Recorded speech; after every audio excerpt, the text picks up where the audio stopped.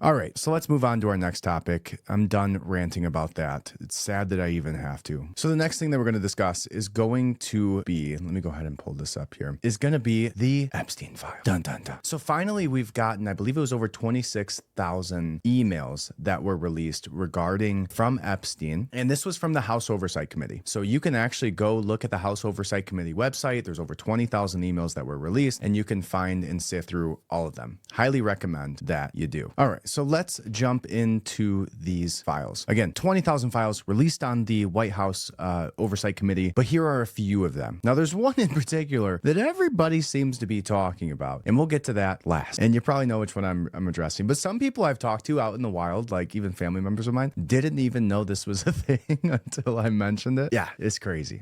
So here's a thread of them. We'll walk through a few of them together, and then we'll see what some of your guys' thoughts are. Now, one thing that I will say is this isn't all encompassing. Obviously, there's 20,000 emails. These are the ones that people picked out. Now, I do have some skepticism about why these ones were the ones that were picked out. I don't think they're probably the most damning or the most insightful. Like, there's not the most depth to them. There is one in particular subject that was raised as a result of this that I think is very worth a discussion, but we'll get to that in just a moment. Let's talk through some of the surface level ones. Essentially, let me go ahead and share this with you. Essentially, what the first string of these says. First one is Epstein to Larry Summers, and it says, I have met some very bad people, none as bad as Trump. Not one decent cell in his body, said Jeffrey Epstein, the alleged Mossad agent who trafficked underage girls to elite people. I wonder what types of things you could have done for this type of man to say that he's never met someone as bad as you. I literally cannot even fathom it, especially knowing what types of stuff the Hollywood elites are into, which gets worse than what we're seeing here with just Epstein. We go back to some of the original QAnon stuff that people were talking about, which really gets crazy now, right? Why is nobody talking about QAnon anymore? Wasn't Trump supposed to save us from all of the pedophiles? Wasn't Trump supposed to wasn't there all these secret codes and WWFEG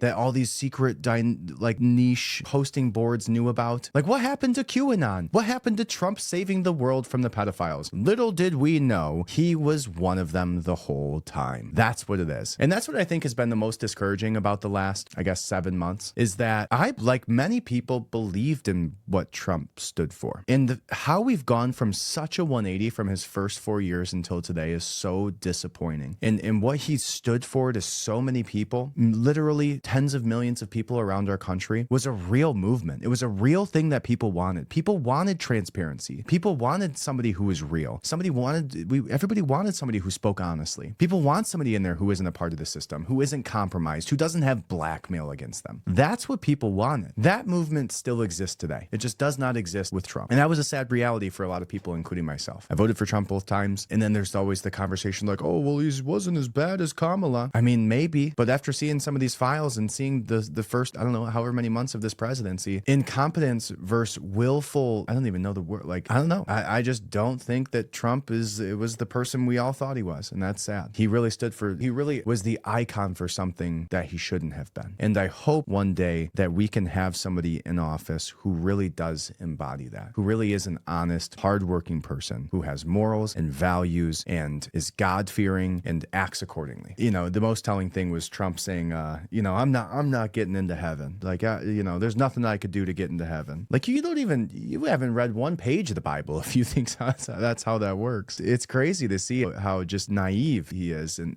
I guess it's not naivety, but I don't know. It's sad. The whole thing's sad. It bums me out. And then there's JD Vance. Again, this will ruin his legacy. Even if JD Vance was who people say he is now, I don't think he is at all. I don't think anybody that's in office now is who they say they are. I will forever have skepticism around literally every politician, as stupid as it is to say that you didn't think that originally. JD Vance was very well spoken.